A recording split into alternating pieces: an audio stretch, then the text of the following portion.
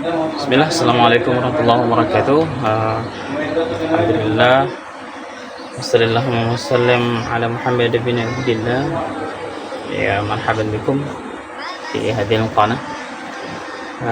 Jadi kali ini Ana mau memulai untuk satu playlist, yaitu backup ilmu.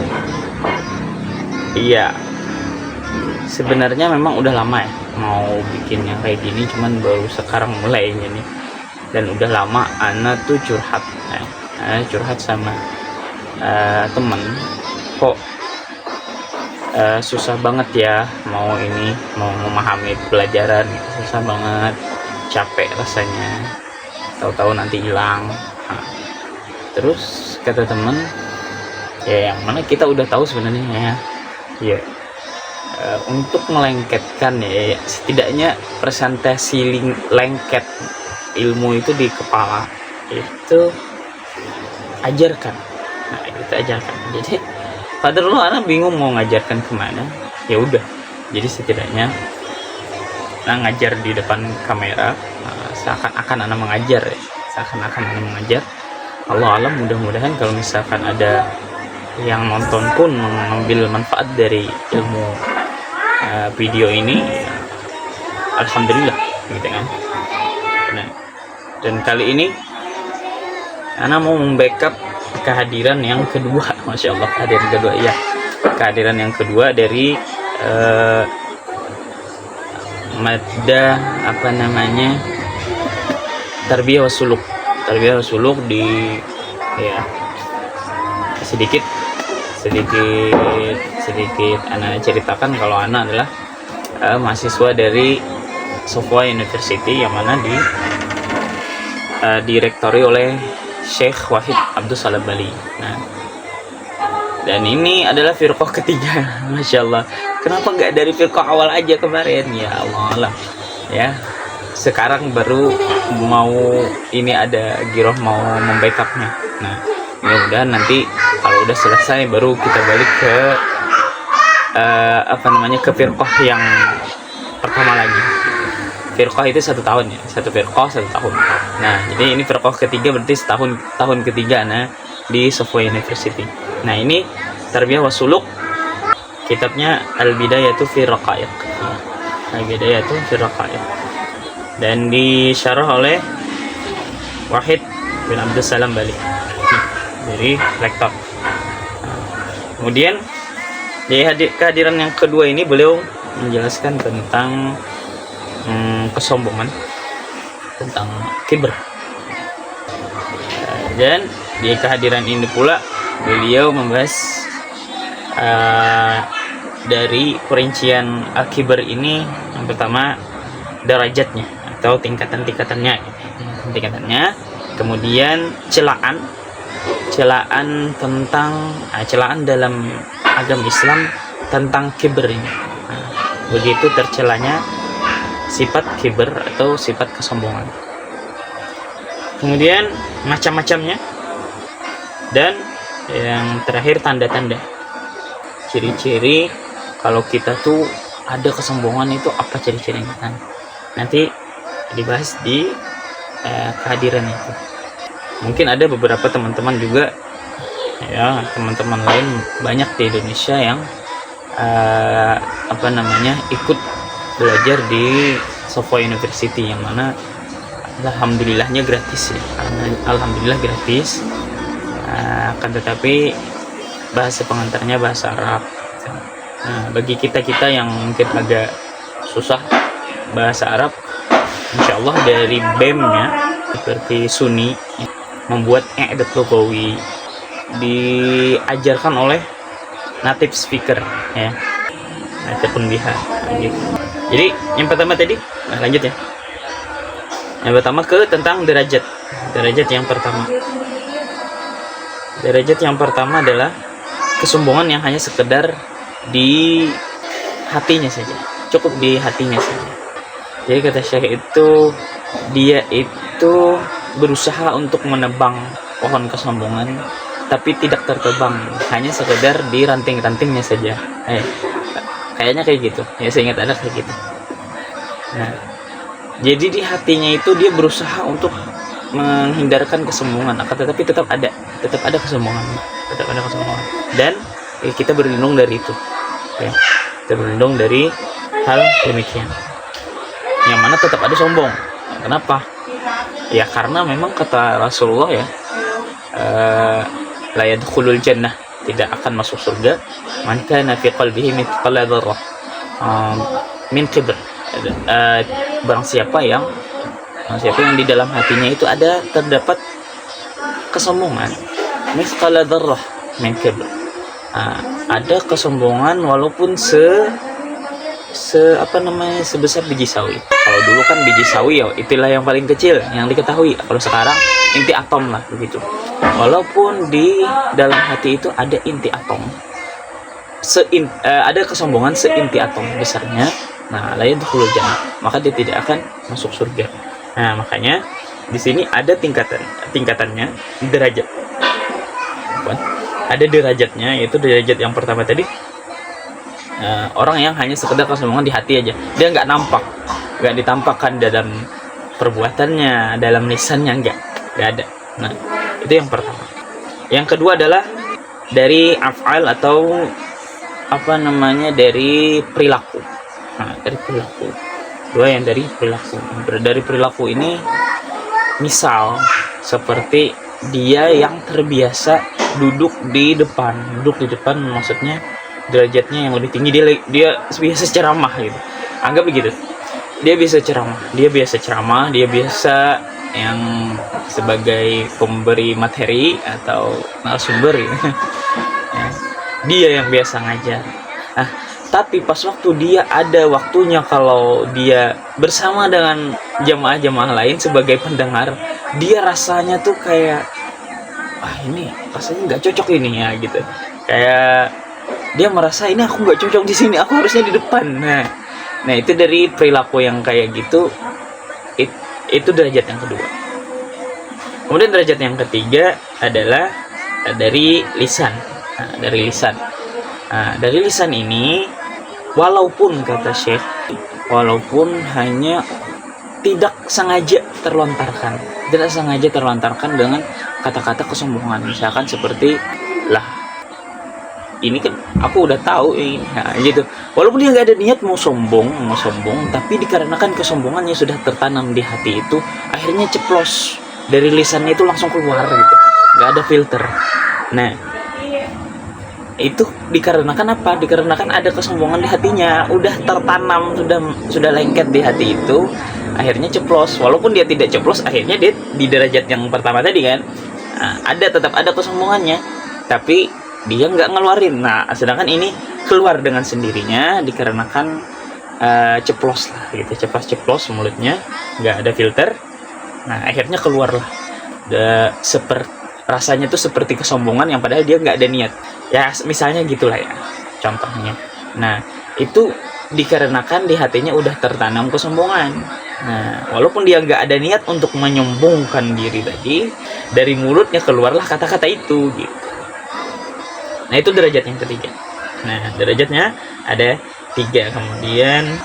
Kemudian celaan.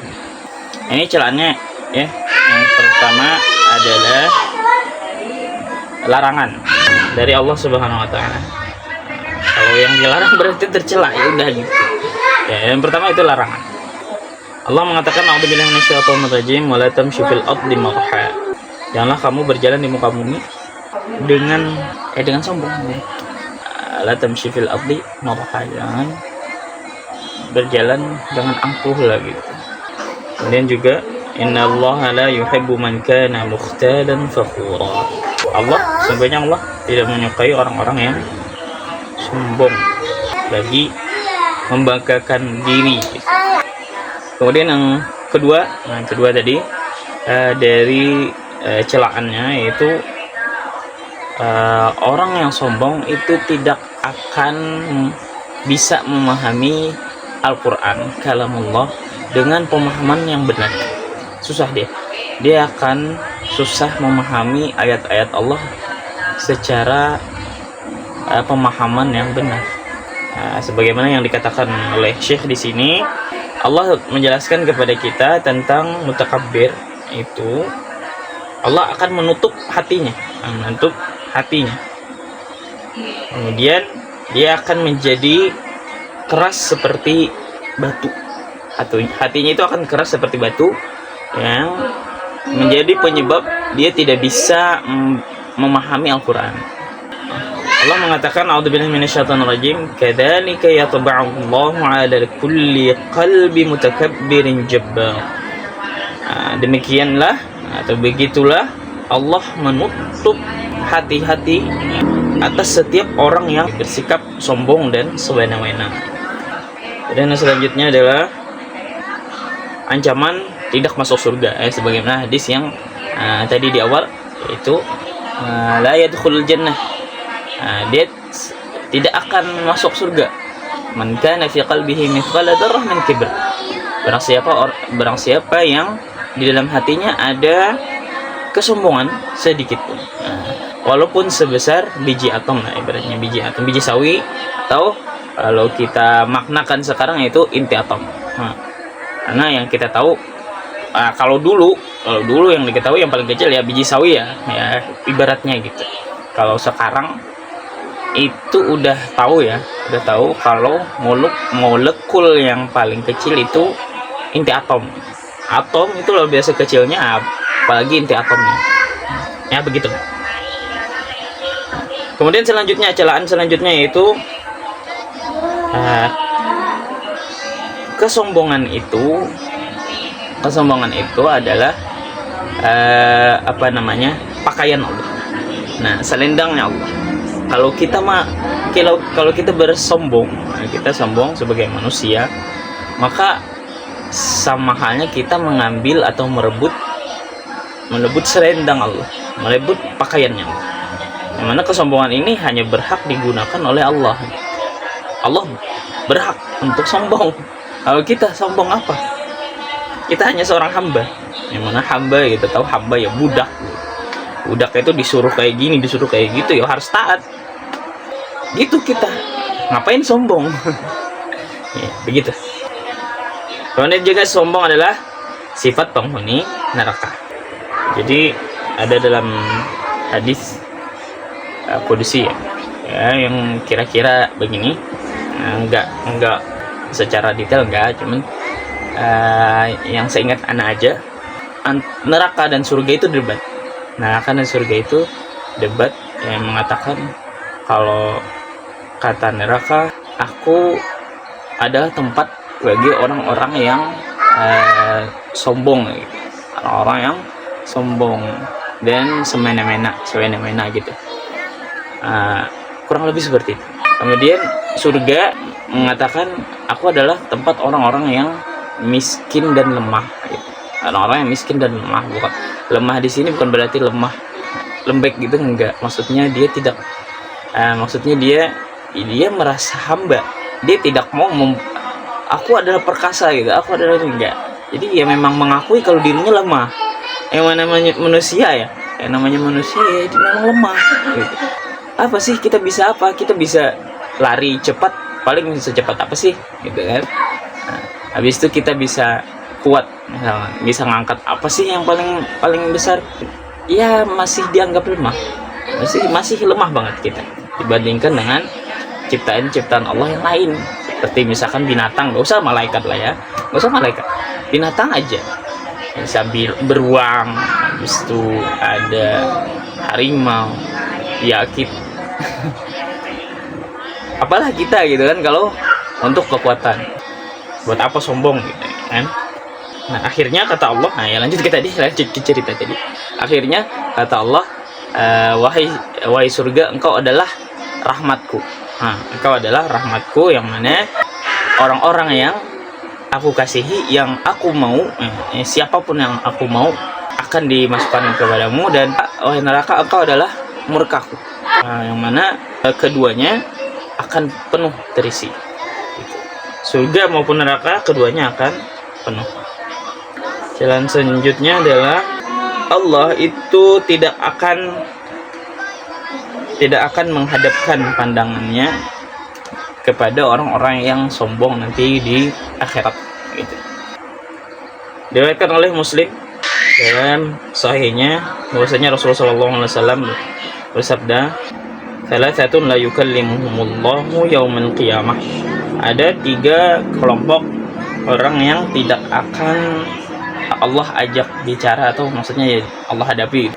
Wala yuzakkihim, Allah tidak mensucikan dia. Wala yandur ilaihim, nah ya di sini wala yandur ilaihim, dan Allah tidak mau melihat mereka, nah gitu, memandang mereka apa? Walau ma'adzabun alim, dan bagi mereka adab yang sangat pedih. Yang pertama, syekhun zanin, orang tua yang berzina.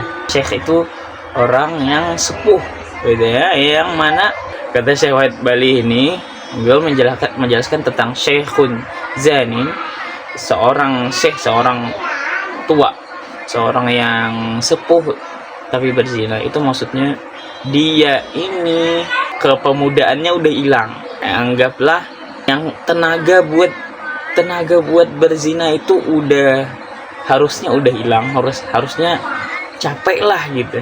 Mau ngapa-ngapain aja udah capek, mau ibadah aja udah capek, apalagi mau bermaksiat. Nah sedangkan dia ini malah bermaksiat, berzina, makanya dilipat gandakan gitu. Kemudian yang kedua adalah malikun kadzab, yaitu raja yang pendusta. Jadi beda dengan rakyat yang dia berdusta dikarenakan takut kena hukum, kayak takut takut dijas begini gitu kan, dihakimi kayak gini. Nah, akhirnya jatuhlah hukuman dia. Jadi berusaha dia berbohong. Sedangkan raja ini mau berbohong sama siapa? Sama rakyat. Itu buat apa? Ada yang mengancam dia gitu, ada yang begini begitu. Nah, maka dosa seorang raja atau pemimpinnya ini bisa masuk ke ranah pemimpin gitu. Raja kayak pemimpin, kayak pejabat, entah itu dari skala kecil misalkan seperti lurah, wali kota, gubernur misalnya, atau bahkan sampai presiden yang dia berbohong, maka dia akan jauh lebih besar dosanya ketimbang rakyat biasa. Dan Allah memalingkan wajahnya dari mereka.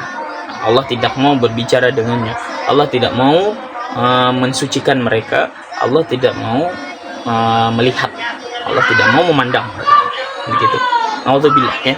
Nah, kemudian yang ketiga adalah wa'ailun mustakbir, orang yang fakir, orang yang miskin, dia sombong. Nah gitu. Nah ini salah satu ancamannya, atau celaan tadi kepada kesombongan.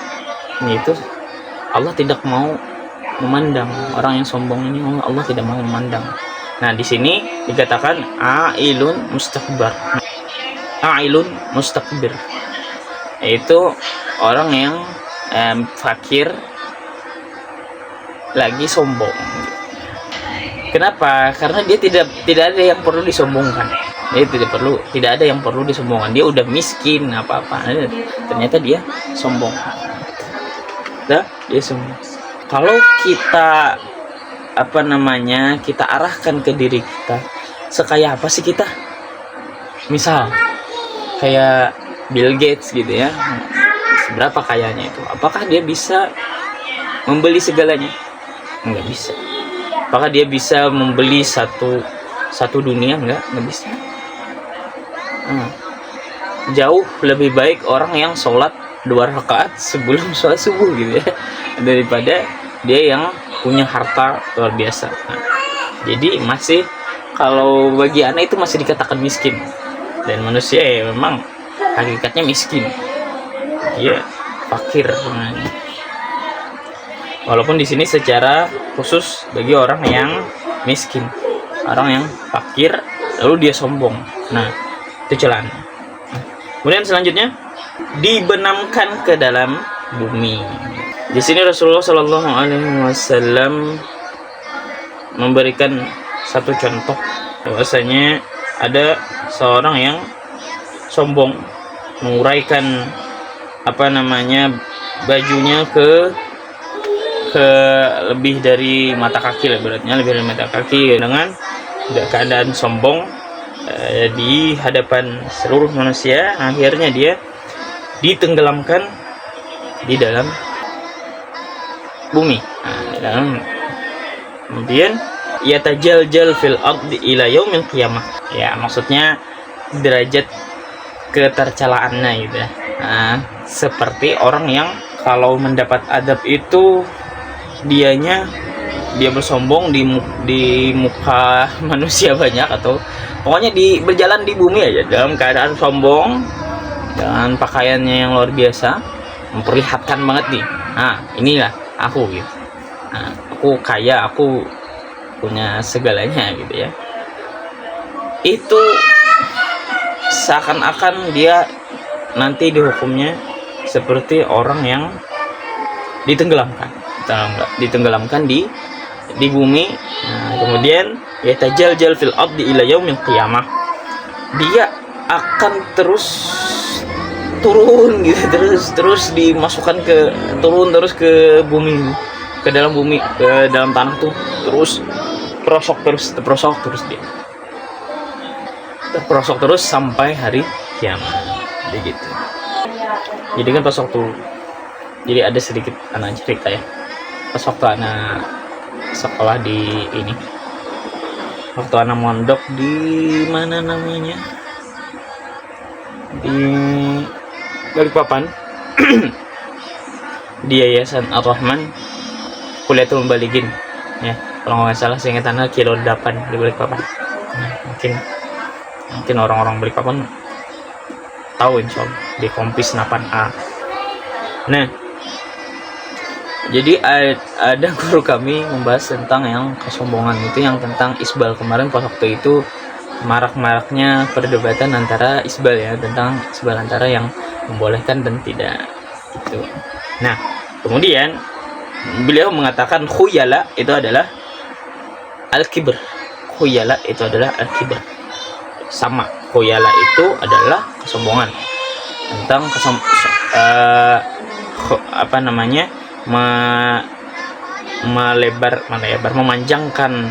memanjangkan izar, sarung atau baju jubah atau celana itu lewat dari mata kaki dalam keadaan khuyala, atau yang di sini diartikan al-kibr. Nah, di sini juga Syekh Wahid Abdul Salam Bali membahas khuyala itu adalah al-kibr. Nah, jadi kata beliau, ya khuyala ini al-kibr. Nah, al-kibr itu adalah batrul haq. Sebagaimana penjelasan Rasul, al-kibr itu adalah batrul haq, menolak kebenaran. Nah, jadi kalau udah dikasih tahu jangan isbal, tapi dia nyari-nyari alasan-alasan lain, alasan lain, ada dalil lain tentang isbal. Nah, ini ternyata isbal ini masih boleh asal tidak dalam keadaan sombong begitu. Nah, jadi kata beliau, ya udah dikasih tahu itu tapi tetap ngotot, itu berarti sombong. Udah dikasih tahu kebenaran kalau sunnahnya itu di atas mata kaki, ya, di atas mata kaki. Kalau dia tetap aja nggak apa-apa kok gitu, ada kok yang lain, itu berarti itu adalah kesombongan, termasuk dari khuyala. Allahu a'lam. Terserah kita mau ambil pendapat yang mana. Kemudian masuk ke anwa'ul mustakbirin. Itu macam-macam orang yang sombong. Ada macam-macam orang yang sombong. Itu ada 5. Yang pertama adalah sombong dikarenakan kekuasaan, entah itu jabatan atau kedudukan sosial. Nah, seperti dia mencukup raja, presiden, pemimpin, dan pejabat tinggi. Dia sombong karena dia memiliki kekuasaan itu. Nah, Ana ingat ada cerita, mungkin Ana nggak bisa nyarikan di sini. Seingat Ana aja.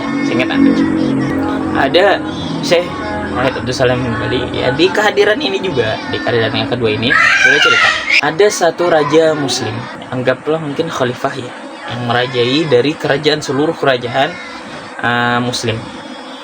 Jadi ini kejadian nyata, Allah alam. Kalau dari cerita beliau tuh ya nyata memang begitu. Jadi raja ini minta ambilkan air minum satu gelas, dibawakan oleh pembantunya, khadim.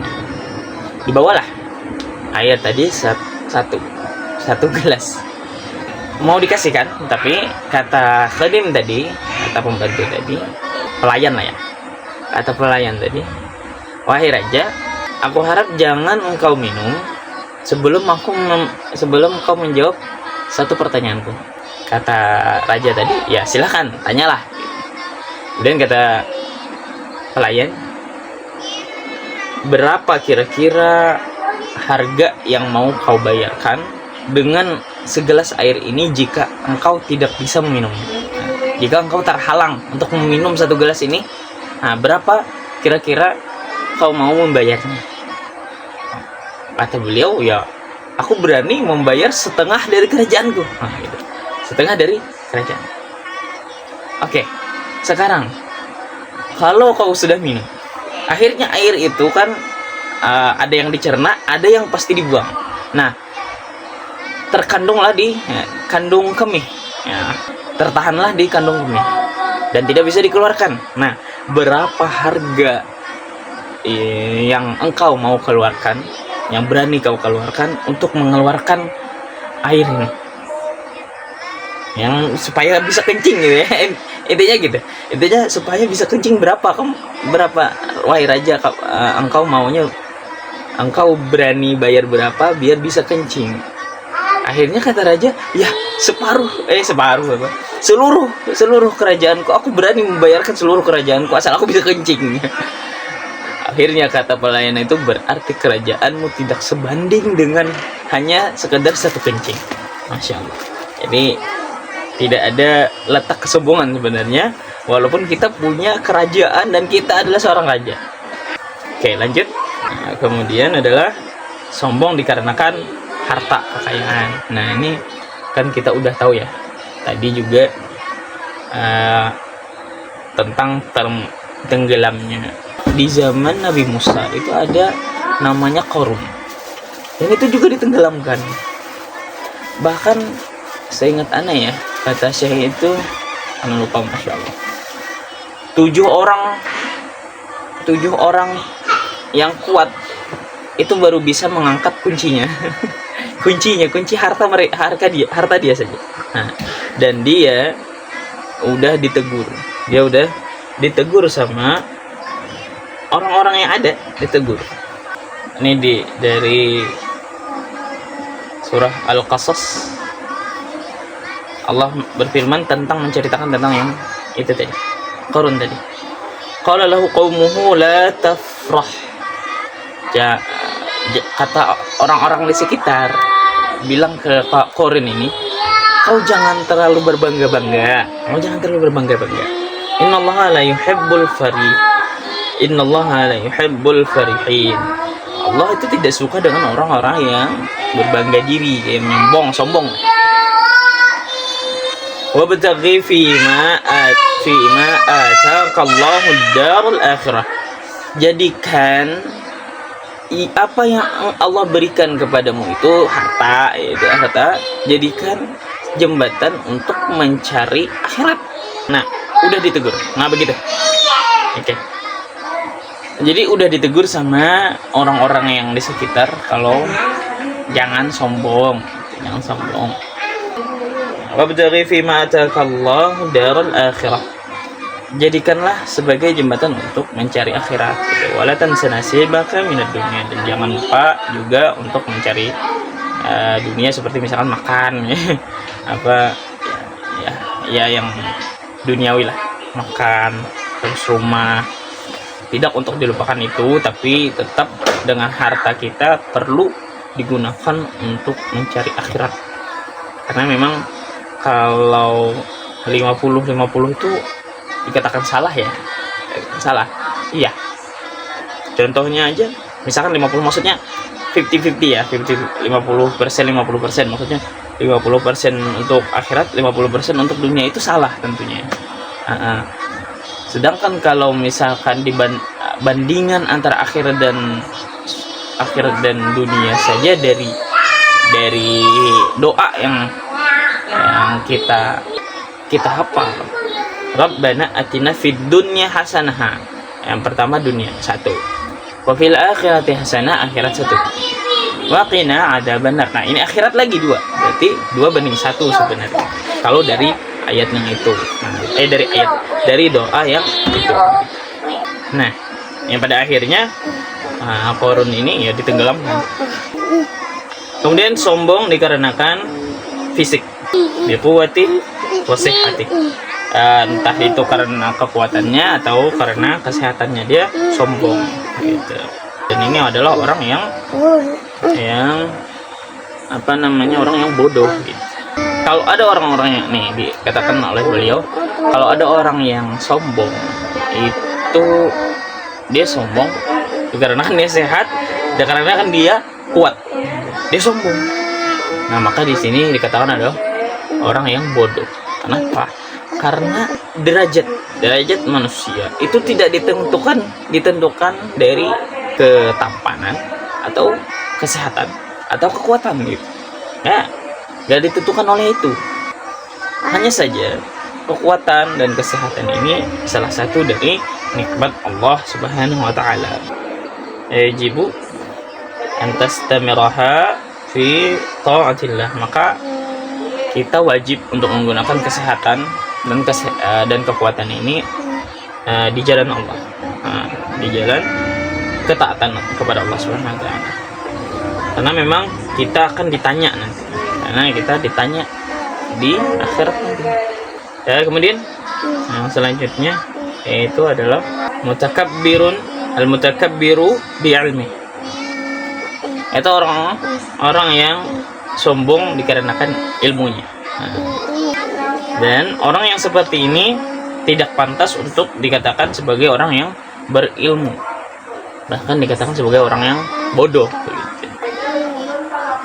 Ayusamma jahilan, fahada ajdar ayusamma jahilan. Dan ini ya lebih pantas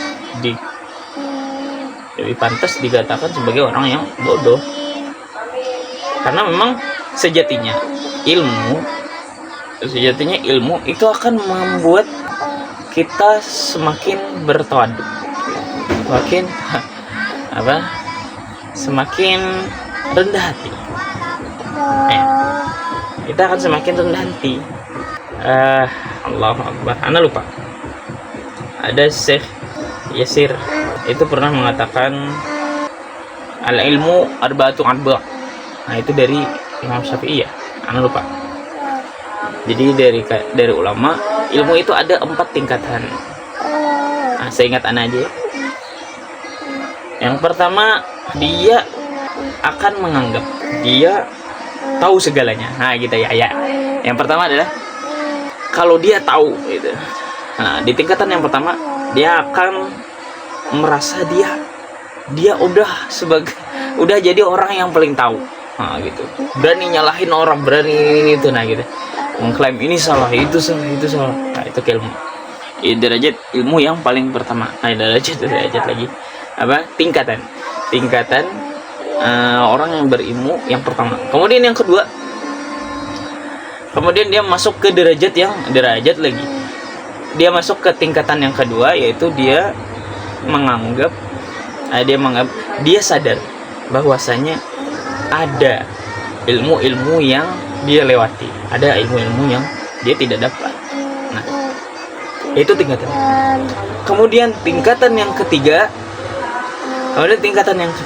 dia semakin pintar lagi, masuk ke tingkatan ketiga, yaitu dia sadar bahwasanya yang tidak dia pelajari itu jauh lebih banyak daripada yang dia pelajari. Dia sadar kalau yang dia pelajari ini, selama ini dia mempelajari itu sedikit dibanding dengan yang dia pelajari. Nah, gitu. Kemudian masuk ke tingkatan yang terakhir, yaitu dia akan sadar kalau dia bukan apa-apa. Dia akan sadar dia, ya, siapa aku ini gitu. Orang merasa dia sebagai orang yang paling bodoh. Orang yang paling bodoh. Dan ini kata beliau, kata Syekh Yasir ya. Iya, Syekh Yasir itu kata beliau, ini di semua cabang ilmu. Entah itu ilmu agama atau ilmu dunia. Ya, bahkan sampai Isaac Newton.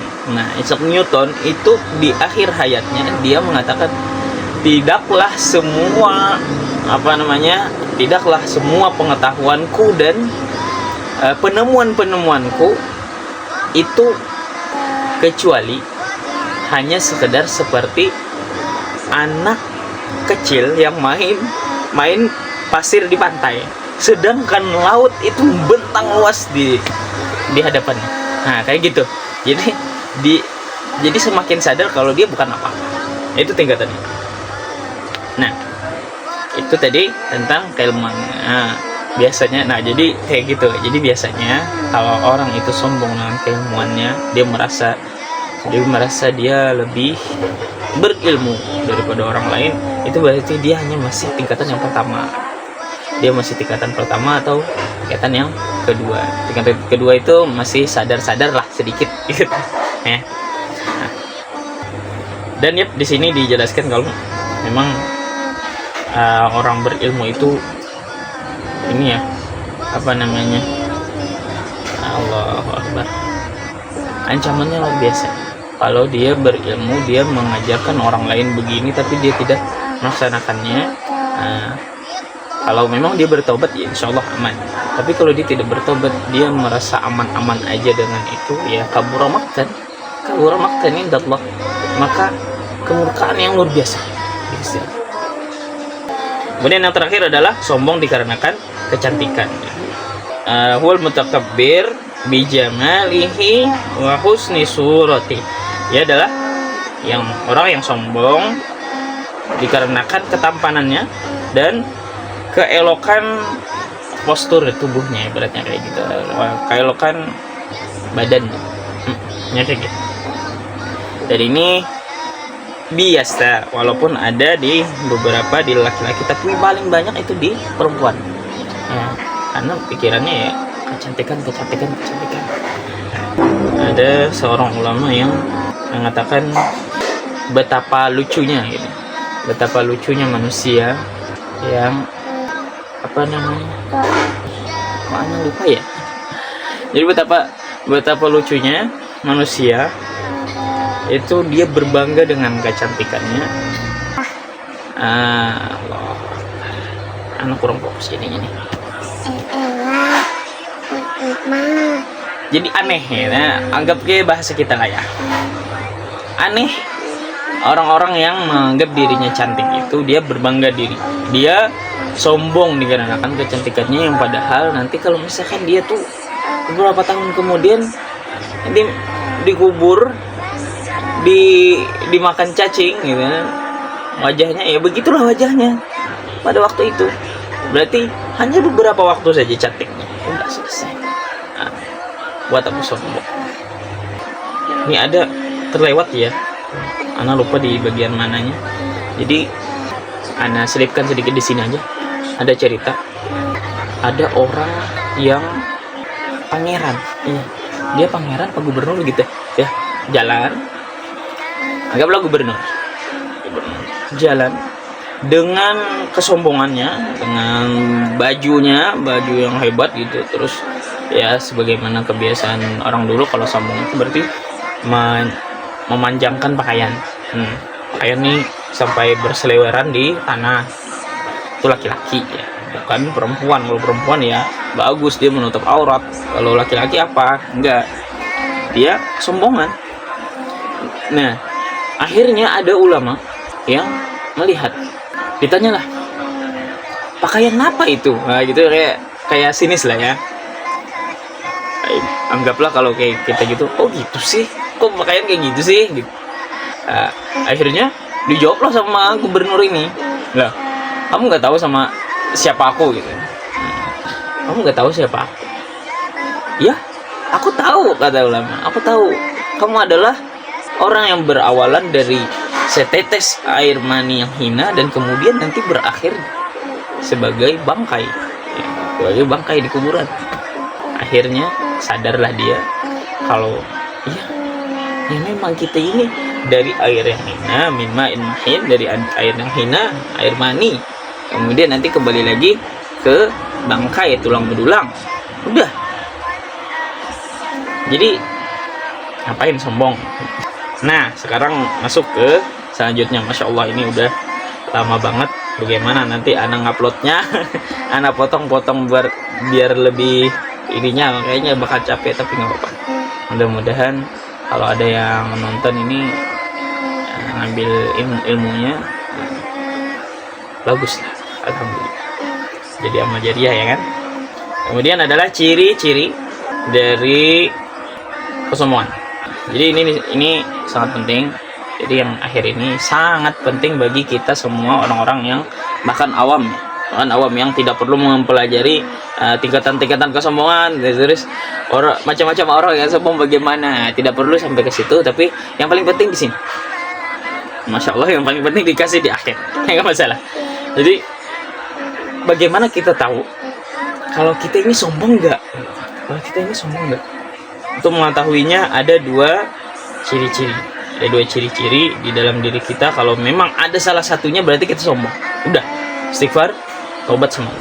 An alamatul ula. Ciri yang pertama adalah raddul haq. Raddul haq wa adamu qabulih. Itu menolak kebenaran atau tidak menerimanya. Jadi ada orang yang menasihati begini begitu. Kita sombong kalau kita merasa apaan sih lu? Nah gitu. Ya. Dan bahkan banyak orang-orang yang paling apa namanya? Yang biasa yang biasa untuk menolak kebenaran itu biasanya dikarenakan umur, ya, dikarenakan umur atau dikarenakan orang ini udah terlihat nggak punya kekuasa gitu ya, terbiasa gitu. Jadi biasa yang umur lah, salah satu contohnya umur dulu.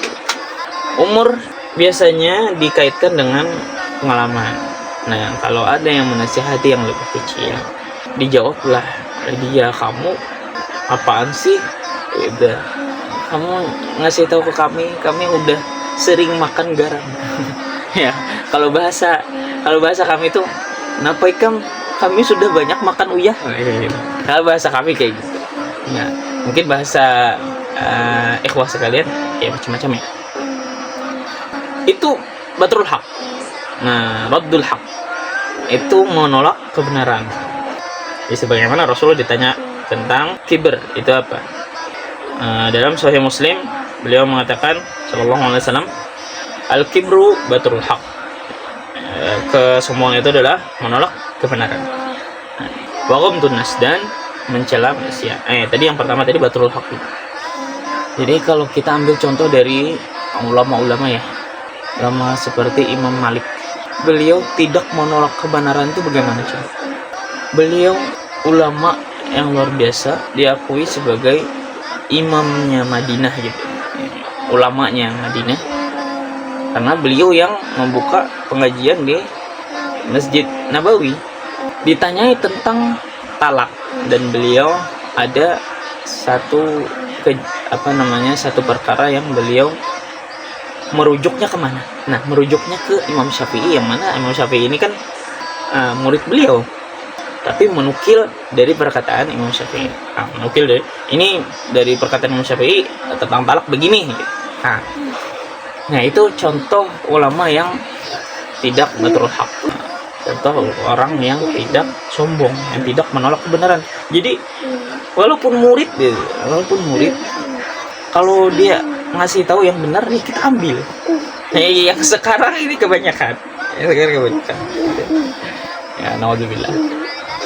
Kalau kita negur murid begini, ternyata murid ada yang ngasih tahu kita kayak gini. Kamu kah yang guru ya? Yang guru siapa ini? Hah? Biasa gitu. Ya banyak. Nah, kemudian salah satu contoh juga Imam Abu Hanifah. Imam Abu Hanifah ini pas waktu itu haji ya. Kemudian beliau tahallul, dan orang ini apa namanya, tukang potong rambut ini, tukang tahallul ini, dia tidak tahu dia tidak tahu kalau ini Imam Abu Hanifah gitu, imam ulama besar nih. Nggak tahu karena dulu nggak ada YouTube ya kan. Kalau kita sekarang udah tahu, oh ini Syekh Sudais gitu, ini ketahuan, oh ini ini. Kalau dulu nggak, jadi nggak ketahuan. Yang tahunya aja sekedar nama, karangan gitu, buku-bukunya, ya udah, ilmu-ilmunya itu diketahuinya, orangnya nggak tahu. Nah, jadi Imam Abu Hanifah ini akhirnya dipotong lah, disuruh ini, ayo balik sebelah kiri kamu dari itu gitu. Dipotong, kemudian kata Imam Abu Hanifah, berapa bayarnya? Gitu, tahallul ini berapa bayar? Terus kata tukang cukur, bukankah kamu tahu tentang manasik haji?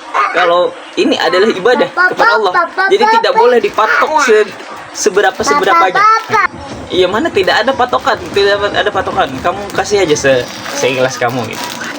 Akhirnya kata beliau, kata Imam Abu Hanifah, dan aku diajarkan manasik oleh tukang cukur. Coba. Dan beliau menerima itu. Bukan berarti, aku adalah ulama. Enggak ada yang kayak gitu. Enggak.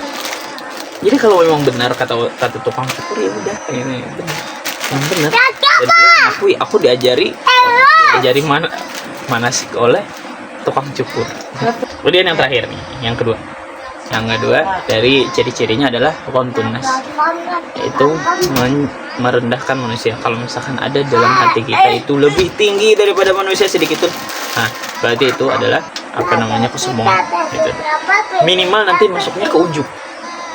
Minimal seminimal-minimalnya nanti masuk ke ujub, tetap sama, pada akhirnya neraka juga gitu.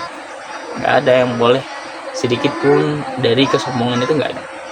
Mungkin ada beberapa perkataan kita secara tidak langsung mungkin merendahkan manusia, entah itu dari segi fisiknya, dari segi hartanya, dari segi jabatannya, dari segi kecerdasannya, apa ini.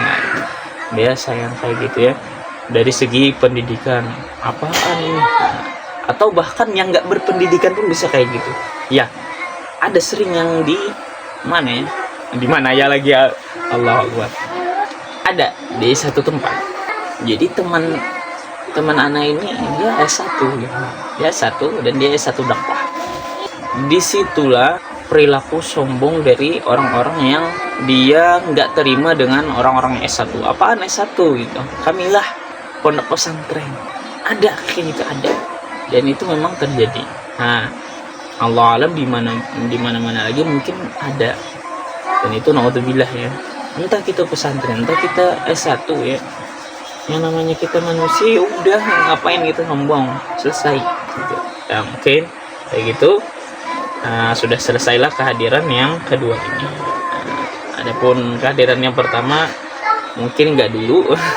Lanjut aja deh ke kehadiran selanjutnya, soalnya ini tanggal berapa dan ini hakikatnya sebenarnya sudah kehadiran yang keberapa gitu. Kehadiran yang keberapa, anaknya aja agak lelet belajar di kuliah ini. Nah, mungkin itu saja. Adanallah wa iyyakum ajmain. Akhiru da'wana alhamdulillah. Assalamualaikum warahmatullahi wabarakatuh.